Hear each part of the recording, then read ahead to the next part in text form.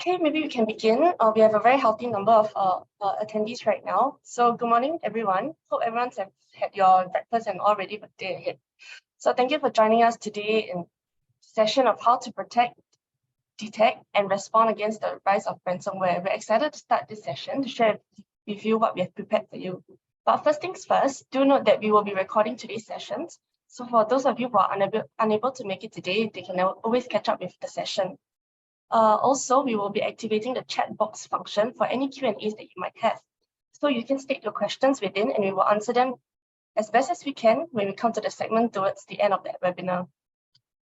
Okay, I'm going to start. So jointly organized by Privasec and Blackpanda, we bring together two industry professionals to offer greater context to the ISO and Cyber Trust Mark certifications, moving on to the cybersecurity roadmap for SMEs and discovering what you might not know, in which we will share some tips on how you can identify some common trends to look out for within the industry, leverage on frameworks to enhance your organization's cybersecurity maturity. So subsequently, we will be touching on elements of ransomware attacks, crafting your best moves to defend and orchestrate the best ransomware defenses. And here's some of the case studies that you can all learn from. So adding on, we would like to share a great appreciation to AISP for supporting this event. As for formalities, I'll do a very quick introduction of all the panels. And myself. So hi everyone, I'm Ariel, Business Development and Marketing with Privasec and your moderator for today. I'm here to facilitate the session, and I've been here with Privasec for quite a while now, and I'm very interested in the cybersecurity space. It has been an incredible journey so far to be able to assist my clients, peers in protecting corporate information and efficiently, so secure better opportunities through achieving certifications and other amazing things that we do here in Privasec. Also from Privasec, we have Chen Heng, aka we call him Q, Regional Head of Privasec Asia. He also serves as an principal consultant of all of Asia's operations. Over the span of more than 8 years, Chen Heng has also provided consultation for technological business transformation with the focus on offensive security and predominantly the technical side of cyber operations. He is also passionate in breaking things, and is very driven to solve hard problems. So as an entrepreneur active in his field of cybersecurity, he enjoys sharing the importance of cybersecurity with businesses and helping them align it with their business strategies. Going forth, we have Victor from Blackpanda. Victor has been running sales and business development for Blackpanda for quite a while now, a hyper-specialized digital forensics and incident response firm in Singapore. He brings with him over 10 years of top-of-funnel experience in the technology and infocom space. He's not only recognized for his stellar track record, but as well as frequent speaker in tech and cybersecurity events. So you get to see our faces at the end of the session during the Q&A, so we can get better acquainted then. So next, we have some agenda to cross off within the session from Q's end. We will be speaking on how to start on cybersecurity, strengthening business growth through different strategies, and starting off with Privasec's presentation. I'll leave it to you, Q. Right, good morning, everyone. Thanks for joining us for the session today. So as Ariel described, today we'll be talking about a little about how to think about cybersecurity within your organization, about the security frameworks that are out there. There are quite a few out there today. What might be the best fit for you, depending on the size of the organization and how you use ID. The zero trust paradigm, which is something that we hear a lot about, but there are so many interpretations of it. What does it actually mean? How does it impact you? And what we see is often missed within the cybersecurity space. So a common theme that we often talk about when it comes to questions around what should I do about cybersecurity is understanding our own organization's cybersecurity maturity. Where are we today and what are we ready for? There are many measures and paths to take to build cybersecurity capability within an organization. And at the end of the day, cybersecurity is here to support a business need. It does not exist on its own. So we're going to spend money and effort into building something up. The question is, what are we protecting? What are we getting out of this? So a common answer to how do we gauge cybersecurity maturity when we don't have a lot of internal resources to draw on is to rely on cybersecurity frameworks. Before we get into the details, let's take a quick look at the trends for the threats that organizations face today. So unfortunately, there are not a lot of good sources of information around cybersecurity threats. Most of the information we find out there today is quite US-centric. So the information I have here is from IBM's study about the average cost and frequency of data breaches by initial attack vector. That means how did the attacker originally get into the systems organization. Now, the dollar figures here are millions of dollars. The percentages there are the frequency. If you look from the top right towards your bottom left, the most common vectors are something that I think all of us have heard about at some point. Stolen or compromised credentials from data breaches, some of the tools that you might use, and you share passwords across multiple platforms, sometimes even your office or work email. Compromised or stolen credentials are used in what we call credential stuffing, where attackers would take known emails and credential sets and try them out over multiple platforms to see what actually works. Phishing, a very common attack vector, whether is it by WhatsApp, SMSs, email, whether the target is a corporate target or is it an individual. We have seen this happening a lot even in Singapore, especially with the episodes for SMS-based phishing, for example, targeting OCBC banking customers. Cloud misconfiguration, that was pretty common at one point, but these days we have CSV tools, we have tools that allow you to very easily scan your cloud setup for any misconfigured items. So I think this will probably go down over the years. And the last one we'll talk about today is vulnerability in third-party software. So vulnerabilities in third-party software, or what others might term third-party risk management, is something that's often overlooked. Whether or not it's a small software library you use in your code base, whether or not it's a function that you outsource, there has been a trend of third-party misconfiguration or breaches that led to your own organization being liable for loss of data. This has happened across anything from multinational corporations, telcos, CIIs to smaller firms. And as a supply chain interception, which is part of this, is also becoming quite a more common occurrence these days. So for example, the update paths for software being intercepted to insert malicious software. So looking at the threats that we face today and the initial attack vectors over here, what can we do to protect ourselves? When we talk about stolen compromised credentials, phishing, it's usually a process-based fix. You need awareness from the employees, you need awareness of your vendors who use your systems.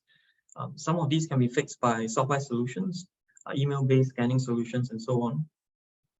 But all in all of these attack vectors require yourself to have a good understanding of the risk of the organization faces. What system do you rely on? What data is core to you or key to you that you cannot afford to lose? And according to that, what do we need to protect? So now let's talk a bit about security frameworks in general. So when we talk about security frameworks, a couple of names might come to mind. ISO 27001 or ISMS, that's a very common framework. NIST CSF, even our local cyber trust, cyber essential standards, all those comes to mind. But there are many standards out there and they're designed for different things. So we have seen people use these frameworks in an inappropriate manner where it's not really as effective as it should be. So the first one, maybe let's talk about control-based frameworks. So for control-based frameworks, they are essentially line-by-line procedures or line-by-line configuration items that you can choose to implement to secure your system. So this can be on an application or system level. For example, you're trying to secure a Apache server, or it can be on an application level where you go through minimum password requirements, things like that. So a few examples for this out there: CIS, the Center for Internet Security, they publish configuration standards for a lot of softwares out there. So your databases, your web servers, even operating systems. NIST 800, the NIST 853 is one of the standards out there, as well as ISO 27002, which although it's not strictly a control framework, ISO 27002 provides guidance for a wide range of security controls that you can implement. So The downside for control frameworks is that they are better used as a guidance or reference standard. So for example, if I implement everything that's written in the CIS configuration guide, I would probably have a very secure system, but it wouldn't be the most efficient of systems, and some of these controls will not be necessary. So control frameworks, if you come across one and wish to implement them, are better used as a guideline or reference. Take a look through them and decide for yourself what you should or should not put into it, put into your own environment. So next we have program frameworks. So program frameworks are a lot more adaptable. Program frameworks are designed to help you set up a sustainable cybersecurity program. So it's all about creating an iterative system which you can run through periodically to identify things you need to fix that align with your business goals and how to go about maintaining this program. So common program frameworks, ISO 27001, is meant to be, these frameworks are a bit like a style guide. So for example, ISO 27001 itself is designed around what we call the plan, do, check, act model. It's an iterative design and management method. So it helps you identify the scope of what you want to protect. So maybe you would say, I handle PII, I have a transactional system. These are key. That's what I want to protect. What's the desired outcome and what kind of risk you are facing if these systems fail. So the plan, do, check, act model is around how do you plan what you need to do? How do you actually implement the controls? Controls in the sense of, for example, encryption of the database to protect the data, however, might lead to lower speed in your application. So there's always a trade-off. How do you check effectiveness of what you've done? And how do you act on the outcomes of what you've implemented? So how do you implement the full program and any changes that might need to be made? So this plan, do, check, act model can come in many different forms. The main standards that we see today are ISO 27001 and NIST CSF. So program frameworks typically require you to put a bit more resources, a bit more commitment into maintaining a continuous program. However, the upside of it is that because they are not prescriptive, they are not telling you you have to do A to Z. Instead, they're telling you this is how you set up a program to identify for yourself what you need to do. They are a lot more flexible. So we have seen 5-man organizations with that are ISO certified that are running an effective program, effective to their skill and what they can afford to do, keeping the business going smoothly. And it can also be implemented to multinational MNCs, right? So they're very flexible because they are they're designed to be this way. They're meant to support the business. And lastly, we have risk frameworks. So risk frameworks arguably is the most direct way to come up with a list of security objectives to implement that are business aligned. So common risk frameworks out there, you have your ISO 27005, you've NIST 830, and for quantitative frameworks, you have FAIR. Now for risk frameworks, there are some requirements you have before you're able to do them effectively. Because in order to identify business risk, I think most business owners, most people who are operating within a business are able to see it. However, how do these risks translate to cybersecurity risk, and how do you quantify this risk? Now, this is a harder question to answer. So if you wish to implement an effective risk framework, you usually would need someone who's able to provide those insights, be it an internal staff or be it an external consultant. However, if you're able to go through, for example, your core business operations, you're able to go through maybe the data flow of PII you collect from the landing page your marketing team has set up to the point where you review and you delete the data after 1 year of it no longer being used. If you can identify these critical business process flows within your organization and look at it from step by step, what risks do you face in this particular step? What can you do about it? Arguably, that would be the most cost-effective and business mission aligned approach to cybersecurity. And a lot of program frameworks actually have advocate for this risk-based analysis as part of their framework.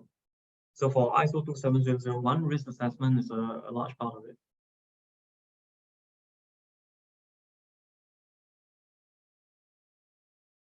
So now that we have taken a quick look at the frameworks out there, I think what would be helpful, another perspective around this, is what aspects of cybersecurity do we look at? So this identify, protect, detect, respond, recover This is part of what are the NIST cybersecurity framework. So traditionally, when we think about cybersecurity, when we talk about how do we protect against something, what comes to mind would be things like firewalls, antivirus, setting up minimum password standards. Those would be the first things that come to mind. Low complexity, immediate things that we'll think of. The downside of thinking about cybersecurity in an intuitive manner like that is the tendency for people to think about cybersecurity only from an identification and protection point of view. So how do I identify threats? How do I identify what I need to protect? And how do I actually protect these things? So your antivirus, well, your firewalls, your minimum password standards, things like that, they all fall in the protect category. However, looking at the environment today, we basically have two types of attackers. You have attackers that attack according to opportunity, so the lowest effort and higher reward for them, and we have persistent threats. With how easy it is to conduct attack these days, you can no longer assume that just identification and protection is sufficient, because there's a good chance that every organization at some point will be hit by attack in one form or the other. Now it becomes a question of how do I detect, respond, and recover. If we base on the assumption that an attack is inevitable at some point, how do we actually detect an attack when it happens? How do we respond effectively? And how do we go back to business as usual? This becomes something that everyone will need to address at some point. And I think there's not enough emphasis placed on this in the typical small organization. So by looking at these 5 categories, we get a we'll get a way to adjust our perspective to cover the entire spectrum of things we would need to do. Now I'd like to introduce another concept here. So what you see over here on the left is what we call the zero trust strategy. So 8 pillars of Sekiro zero trust strategy. Sekiro is actually our parent company based out of Australia, and we follow the same principles here. So one term you might hear being bandied around a lot in the world today, in the cybersecurity world today, is the concept of zero trust. It's nothing new. It's something that has been practiced for a while now. However, it's introducing the paradigm of moving away the mindset of perimeter protection. While most companies have already shifted away or in the process of shifting away from that paradigm these days, the concept of perimeter protection is setting up a secure perimeter, which means it could be an internal network, it could be an application where you have a layer of protection around it. So this could be a firewall, this could be a 2FA authentication layer, it could be multiple things. However, once you go past that initial perimeter, everything within that perimeter internally is implicitly trusted. So for example, we relate this back to traditional cybersecurity. When we enter a house, you have a gate, you have a door. So that can represent your authentication layer. However, the moment you enter the door, you are free to roam throughout the house. If you look at the modern paradigm of how things work and how things are set up, with a lot of people using their personal devices like cell phones, you have applications and web applications running independently on the laptops where it runs through the internet, so you can't exactly control the network. You look at how we operate in the modern workplace, this paradigm no longer works. Instead of having only a gate and a door protecting the house, within the house itself, where you have the individual rooms, the doors within the rooms must also be closed. Each of these rooms, the doors are essentially a checkpoint to make sure people are allowed to access the data of the systems that they should be allowed to access. So to put this into perspective, these 8 categories, from a people perspective, it's important to foster a culture that creates threat awareness, resilience, and risk identification. From a perspective of identities, multi-step authentication and verification of users on an ongoing basis, not just the perimeter, is important. From an analytics standpoint, real-time monitoring across all your systems to understand interactions and anomalies. From an infrastructure standpoint, protecting key infrastructure from data exfiltration or misconfiguration, regardless of where they are within your systems. Whether is it at the perimeter or it is within an internal network. And for data, end-to-end protection of data. For some organizations, this might mean when the data hits your internal application server, the connection between the application server and your database server, even though they are considered protected in the network, this connection must also be protected properly. From a network perspective, of course, there's a traditional isolation and segmentation of networks where if you're in network A, in the internal network, you cannot ping network B because these two networks are meant for different functions. And then for applications and endpoints, it's the protection of these applications and endpoints, regardless of location, operating system, user, and being able to catalog and perform risk assessments across the functions and the data they manage. Now, so this paradigm is not strictly a framework. You can take your zero trust paradigm, apply it from a ISO 27001 perspective. You can also apply it under the CSA Cyber Trust framework. It's just a matter of adjusting how you view cybersecurity and what you would deem sufficient to your working environment. So for the zero trust architecture, I think it's particularly important that we keep that in mind, because in today's context, where a lot of applications on the cloud, where a large number of the workforce is working remotely and probably still working remotely post-COVID, as well as from a perspective of data sharing and the data privacy and compliance point of view, the implicit trust model no longer works today. So today's session is a little shorter. I'm going to end it off with some of the commonly overlooked aspects of cybersecurity governance. So from the studies that are published out there, from observations of the clients we have, the most common things we see that are overlooked even today can fall into these three categories. So the first is vulnerability and risk management, and including third-party risk. So whenever we use a tool or external vendor, how far do we go in assuring ourselves that the data we hand over to the vendors or we upload to these tools for use is being handled securely? That's not something that's always being checked. Managing critical data, managing, for example, PII. This is another aspect of cybersecurity governance that is not always well taken care of. Do we actually know, for example, if I have a marketing team creating a WordPress landing page, from the moment individual enters his PII in the landing page, where does the data go? Where does it flow through? Is it stored in a repository where everyone in the organization has access? Is it passed at some point to external organization for their analysis? And do we actually retain the data or remove the data after a certain period of time? Lastly, incident preparedness and response.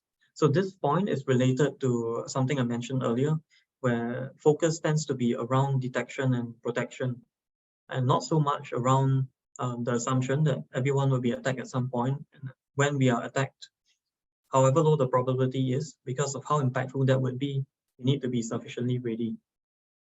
So these three items, I hope, would be a good takeaway from this short session today. And lastly, obligatory advertisement slide. So Privasec is a cybersecurity consulting firm based out of Asia and Australia. And if you have any needs around governance, risk compliance, certification of standards and assessments, to reach out to us. And with that, I shall end my portion of the presentation. I'll hand the time over to Ariel and Victor. Thank you, Cube, so much. So deciding on the house and eventually reaching desired organizational security goals is really an essential goal for all of us here, like many of us here. So thank you for elaborating, Cube. And from what I'm hearing, it seems like the breakdown of what you have shared will be relevant to what will Victor be sharing on our next segment. So here's to you, Victor, from Blackpanda. He'll be sharing more on incidents, response plan and retainers, types of incidents, best practice, and etc. Over to you, Victor. Thank you. Thank you. Give me a sec. Let me set up my slides first.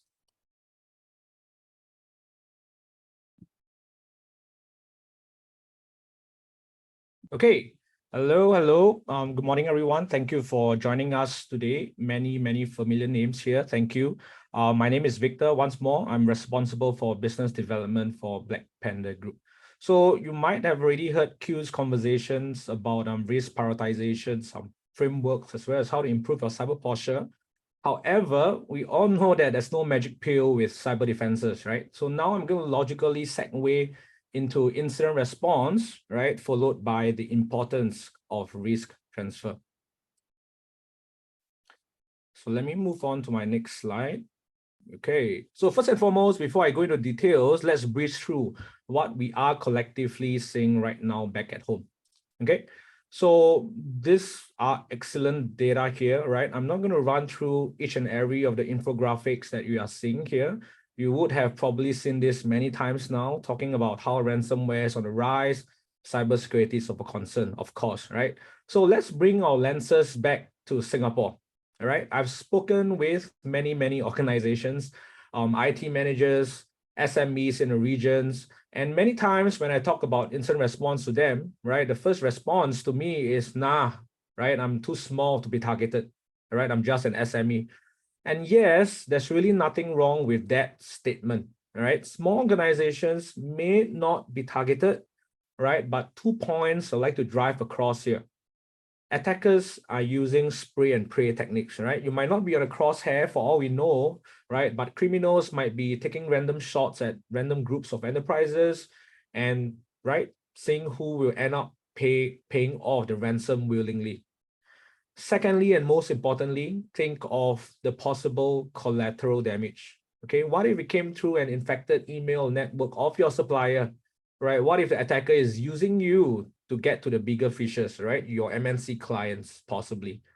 So what you're seeing on screen right now is published by our very own Business Times. And if you take a look at the bottom left, right, many times we choose to pay off the ransom, all right? We choose to rebuild a new house, which is your network, right, on the same plot of land. But we fail to recognize that the secret tunnel, right, on how the attacker got in to begin with is still below where your new house is built on again, right? So I'm going to give you a better physical analogy in my next slide on what ransomware is all about and what ransomware response is all about. Okay, so ransomware, right? Ransomware at the simplest form, I think all of you might already know, it's a malicious software designed to block access to systems until obviously money is paid. So for today's agenda, main agenda for today's sharing is going to be ransomware response and what are your options out there. But before we go into the technicalities, right, this is going to be very interesting. Let me put ransomware response into better perspective using a physical analogy to help you paint a better picture. Okay, so just imagine this, that's my home, right? Imagine one day, right, I step home, I find a ransom note, right, on the table. It says, wife kidnapped, please pay $1 million in ransom. Okay, what am I going to do next? This is a typical K&R kidnap and ransom case, right? Which I'm going to correlate that into cybersecurity in the next couple of slides. So obviously the first thing I'm going to do is that, hey, I'm going to call my wife, right? Check my family, check with her closest friends, right? To find out if she is indeed missing, right? And if those do not work, who should I be calling next? Obviously, logically, it's going to be the police force, incident responders, right? I won't be fumbling around Googling for help, right? I'm going to call the police to get help right away. But before we do that, before that, right, before the responders or police come into play, okay, what would I be doing, right? Would I then place a call to the kidnapper? Would I demand to speak with my wife? Will I perform a proof of life to make sure that at least she's safe and sound? Okay, would you immediately pick up a weapon, right? A baseball bat right beside you, to check how the kidnapper got in to begin with, right? Was it through an open window? Will you then lock the windows right away? And this might sound scary, right? Would I ensure that no one else is in my house? Keep in mind, there's no way that I'm going to operate, all right, or do anything else without removing all possibilities of an imminent danger. Okay, so eventually when the police comes, we have probably seen this in your movies, they might bring in the negotiators. Is it to buy time? All right, while we try means and ways to locate my wife, will it then be easier to negotiate, right, when we have a better grasp of the situation? So putting this into context, there are multiple facets to a kidnap and ransom case. Likewise, ransomware response is exactly the same thing we're talking about. Taking ransom, data now instead of a physical person. So next, let me circle back to the perspective of cybersecurity. So to all, let me introduce to you the steps and options that you can take in ransomware breach, to deal with a ransomware breach. right? Many times, like I mentioned, we always think that ransomware response is it's just about decrypting the data, right? Restoring the data from a backup, or at a worst case, rebuilding the data. I just want to let you know, right, it's more than this. Please take a look at the end-to-end workflow here, right? And in the next couple of slides, I'll go into greater detail on what full end-to-end ransomware response look like, right? Of course, with the help of professional incident responders. So first and foremost, like I said, the first priority is to always ensure that your network is safe to prevent any follow-on attacks to your or further damages to your environment. There is no way that you'll be able to work to get your data back, right? Imagine this, if the attacker is still pointing a gun at me, right? So the first task is always to remove all possibilities of imminent danger. That is always step one to IR, right? So upon notification, right, your incident response team will come in to work as fast as possible to quarantine the ransomware, recovering as much data as possible, as many digital assets as possible, and then attempt to decrypt using the wealth of keys that they may have, right? Usually the chances of using publicly available keys are very slim. Reverse engineering is not always successful, but even then, especially for the smaller firms, right, partial recoveries of data might be good enough to bring them back to resume basic business operations. Right, point to note, there should always be attempts to independently decrypt the data, right, before moving to the next steps, which is ransom payment. Right, concurrently, while the incident response is taking place, there can always be a separate professional negotiation track that takes place.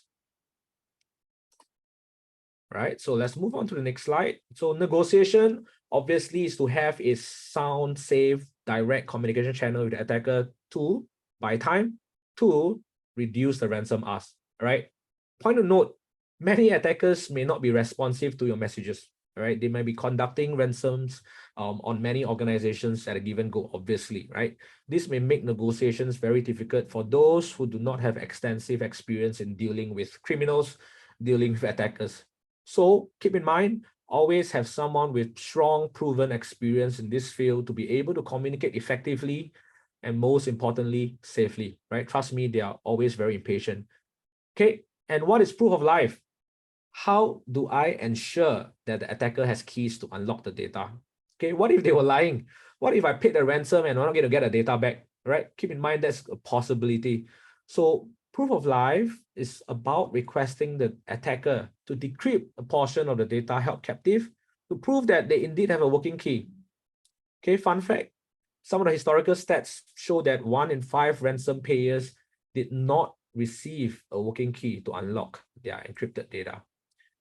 So like I said, the best strategy is always to elongate the timeline by delaying the payment deadline so that everyone has sufficient time to secure the network, reduce the requested payment amount, all right, attempt self-decryption, run proof of life, and only if necessary upon the client's instruction, facilitate payment. And obviously, this is going to be the last resort, right? The client will often think about the risk cost trade-off, all right, and then decide whether to make the ransom payment or not. So once the negotiation comes to an accord, right, the client will then make the decision, like I mentioned, whether to pay or not to pay the ransom. Of course, it's not as straightforward as just creating a wallet, buying crypto, selling crypto, right? In fact, fun fact time again, right? If ransom payments are made to sanction entities, right, there might be associated penalties of fines and jail time.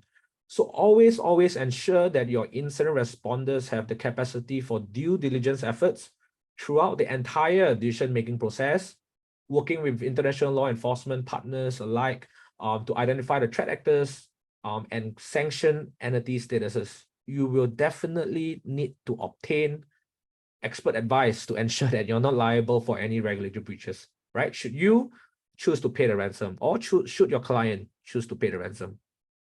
After the ransom payment is made, all right, and having your data decrypted by the response firm, it's not end game, okay? There are still ways to work with exchanges, KYT vendors, know your transaction vendors out there, partners out there, to pursue further investigative works.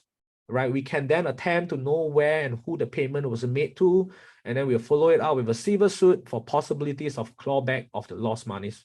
Okay, so to everyone, here you go. I present to you end-to-end ransomware response. Hope this helps broaden your context on what are your options out there. Okay, so let's move on to the next segment of my presentation, importance of risk transfer, right? As we all know, there's no magic pill, there's no silver bullet in cybersecurity. And now I'd like to elaborate on the importance of risk transfer. So what is risk transfer? What is it about risk transfer? Like I said, there's no 100%. Let's face it, every organization in the world has a non-zero chance of getting breached, right? You can have the best in class technology stacks. You can have the most comprehensive policies. You can have eyes on glass through a 24/7 SOC, right? But there are still instances where help is required, right? Due to advancements of using offensive AI for cyber attacks. So there are two primary means of risk transfer. Okay, obviously there is the option for incident response retainer, which I'm going to cover today, and obviously there's an option for you to subscribe to cyber insurance. Okay, for today's agenda, I'll be focusing on the former, right? The importance of having an IR retainer, all right? And as I shared the end-to-end response workflow earlier, most organizations will definitely not have the capacity to deal with a complex ransomware response themselves. So now, what is a retainer? This term might be foreign to many of you, right? What is a retainer? Essentially, it is a 12 months contract and a minimum that provides you with guaranteed support for IR and greatly reducing the lead time to response to a breach, right? So it's essentially a contract that you sign with a partner or IR firm to provide you with guaranteed support throughout a stipulated period of time. And why is it so important? Okay, think about this. First and foremost, when anyone gets breached, who will you be calling, right? Do you have access to professionals? Will you be calling your IT partner who will then be frantically getting help from a IR professional? Will you be Googling for help? Will you be calling your boss? Or will you be asking your colleague for help, right? It's going to be too late. You always want to get help in as early as possible, right? Golden hour, right? Any minute delayed will have detrimental impact. So having a retainer in place means guaranteed quality support. Without a retainer, when you go to an IR firm, they can choose to decline supporting you, right? Should they have no resources? And obviously, it's going to be way more expensive. Lastly, right, this might be transparent to many of you, but I'd like you to think about this as well. I've seen this happening many times. Enough to say this. On-demand support takes time. Just imagine this. You go to an IR firm for support on demand. What are they going to do for you, right? They're going to do a triage call. They're going to present you with a scope of work. They're going to present you with a quotation. They're going to present you with the terms and conditions, right? What are they going to do next? You'll be surprised, right? Even in the crisis, many organizations still have to follow through the atypical approval process, the long-drawn procurement process, getting the terms looked at, getting a lawyer review the contract, getting your CEO sign on the line. All this takes time, okay? So having a retainer in place removes all administrative steps away, right? Just think about this. How much time will it save you and how much earlier can your incident responders come help you contain the attack? All right, so that is all I have prepared, right? But before we wrap it up, right, and address the questions, I just have a sum up slide. But before we do that, let's have a quick glimpse of what CSA's recommendations for IR is, right? As part of the cybersecurity certification scheme, right, namely the Cyber Essential and Cyber Trust marks, this further reinforces the importance of IR, all right? And proper IR is not just about responding to attacks. It's also about being prepared, right? Having a sound plan, having a team to support you, having a framework in place to deal with attacks, learn, and improve collectively, okay? And last but not least, before we open up to the floor to answer any further questions, just a quick word on the organization that I'm representing. We are Blackpanda. We are a hyper-specialized digital forensics and incident response firm. Our mission Our mission is to democratize cyber resiliency through our recently launched IR1 special retainers, constructed specially for SMEs in mind, right? With SMEs in mind, to have them a fighting chance when they are faced with a cyber breach. Right? That's Blackpanda for you. Thank you so much once again. I'm going to pass the time back to Ariel. Thank you. Thank you so much for your time. Thank you for sharing. It's such an insightful session. I've learned quite a few things myself as well. It's nice to know that I'll always have ways to find my wife during such incidents. So yes, the current time is 10:43. Let's move on to the Q&A segment. I'm seeing a few questions. I'm glad that we've picked your interest on the topics that we've talked about today. So I'm just going to start choosing a few. Maybe I can throw a question to Privasec. So for a company starting from scratch, what would they look at first? Okay, for a company starting from scratch, there are a few resources you are able to use. One of which is MES Cyber Hygiene Notice, which has a list of about, I think, 7 to 8 items there.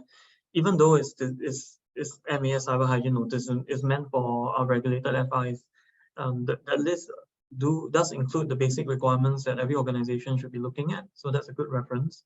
Other than that, you also have CSA Cyber Essentials, which is essentially a program framework with a list of controls that you can implement.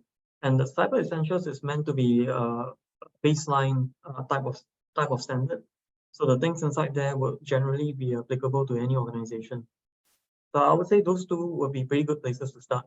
But of course, as always, if you are dealing with critical or more critical systems or sensitive data, then you have to put into context your business processes and deal with them accordingly. There was an additional question earlier around a risk assessment, cyber risk assessment template. Because I mentioned Cyber Essentials, I'm just going to answer this too.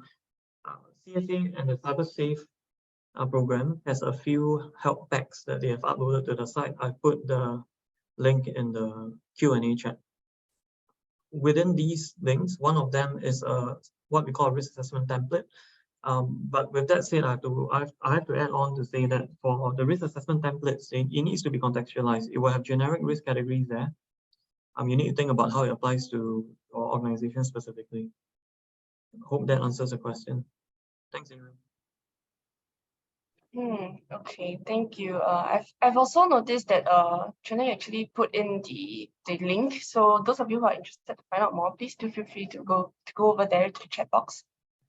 Yes, and we also have another question. This one will be posed to Blackpanda. So Victor, will you please share some thoughts about this question? So how long does it typically take to deal with one a ransomware attack? Yeah. Perfect. Thank you. Yeah, that's standard question. How long does it typically take with a ransomware case? There's no answer to that. It can range from a couple of weeks to a couple of months, right? Depending on the shape, size, severity of the attack. But I'd like to address this question in a different way, right? On how we can work around towards reducing the response time. When we deal with any form of attack, it's always about crisis management, crisis response. And for all crisis response in the world, it's all about these 4 key things, right? I call it triple AC, right? Access, authority, ability, and cooperation. I'm going to just talk briefly about each of these points and why is it so important in light of an IR. Okay, IR is all about crisis management, right? In fact, the speed and success of an IR not just depends on the capabilities of the responders. A lot of times depends on the clients as well. It's teamwork in crisis management.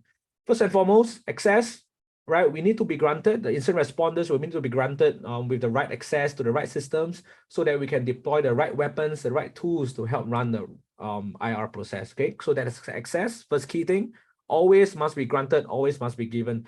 The second key thing is ability. Every organization in the world obviously has different ways of managing cybersecurity depending on the maturity of the company. All right, some may not have dedicated IT security managers. Of course, having a team of savvy IT professionals to work closely with the responders would be a great deal, will be helpful, right? But not everyone have a well-versed team, all right? And that potentially might mean extended periods for the responders to execute certain tasks or get certain information across from the client. Third key thing, authority. That being said, we always want the right authority in the room, right, to assist us. It may mean the head of IT, it might mean the CISO, the CIO, even the CEO. Having the right authority based on our experience in the room with us means getting things done quicker, faster, getting approvals way quicker, and making decisions way faster as well. Last but not least, whatever I mentioned won't make sense unless we get cooperation.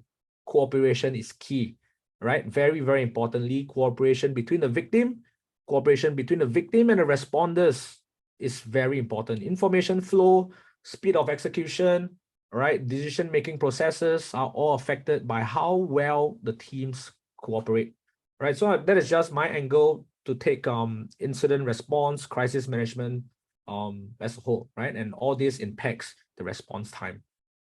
And Ariel, I realized there's another question. Oscar, thank you so much for your congratulations on the Q&A. We are looking at doubling our headcount in the next 12 months. So thank you so much. Like I mentioned, our goal, our mission for Blackpanda is to democratize incident response to serve SMEs and enterprises in the region. All right, and to do that, we'll have to ramp up accordingly to serve the regions. Thank you. Ariel, back to you. Thank you, everyone. It's great learning. So yes, we still have some time. Maybe we can do like a quick one key takeaway or like a short liner to end off the presentations. Maybe we can start in Victor. Do you want to end off your presentation? I see some other questions. Oh, they're coming in. Yes. Right. All right, so maybe let me address the question. Chris, thank you so much. Address the question from Gar. I assume that you're talking about IR plan review. All right, so the recommendation is to review it on the yearly basis. You don't have to do it on a quarterly or monthly basis because the IR plan framework do not need to be changed so frequently, right? IR plan is essentially steps A to Z for you to adhere to when you get breached, and when you need support for IR.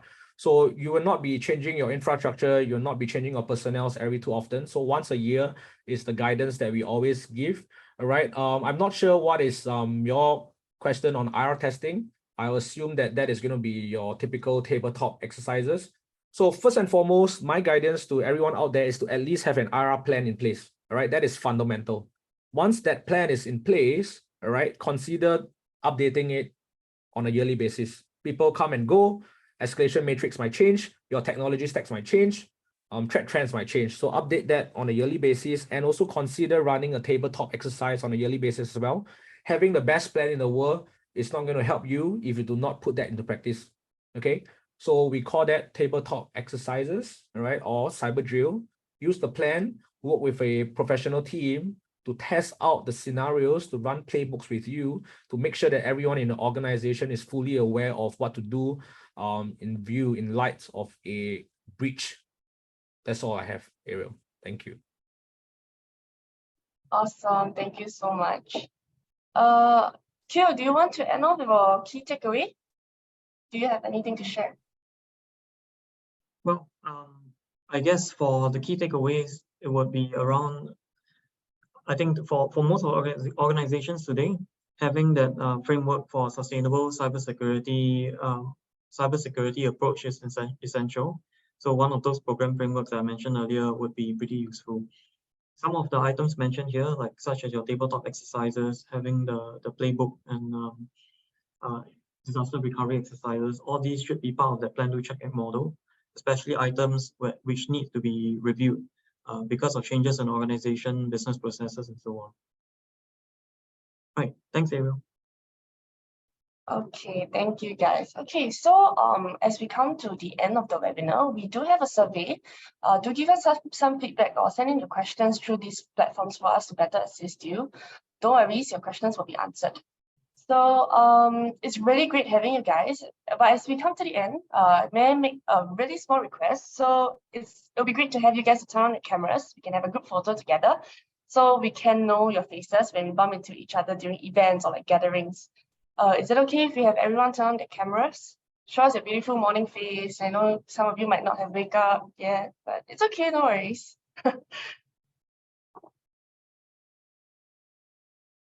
can we have some of you turn on your cameras? Nice. Okay.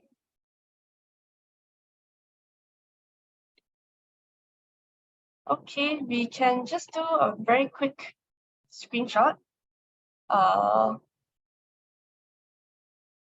Let me facilitate this. Okay, for those of you who have turned on your cameras, maybe we can take a quick one. All right, 1, 2, 3. Nice. Thank you. Thanks everyone for your time. Okay, so we really have a great crowd here. Thank you everyone for joining. Please do make sure to send in your questions. We'll have our subject matter experts to reply to you. And thank you for being a great audience today. Extending our appreciation also to AISP, Blackpanda and Privasec for such a successful webinar. So looking forward to more. Have a fantastic week and see you all very, very soon. Goodbye.